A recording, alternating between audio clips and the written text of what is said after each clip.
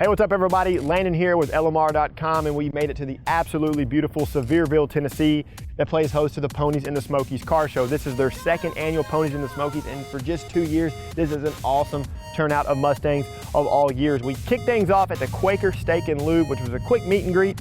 We were able to shake a lot of hands and of course see a lot of cool Mustangs. It was pretty cold out there, but nonetheless, we persevered and made it through to today, which you find us here, the Sevierville Convention Center.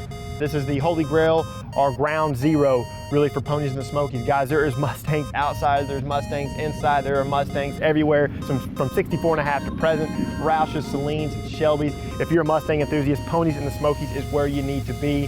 Guys, we're having an absolute blast out here seeing all the cool cars, and of course, really, you know, being able to meet all the people. That's really what it's about for us, is being able to meet all of our customers and of course future customers.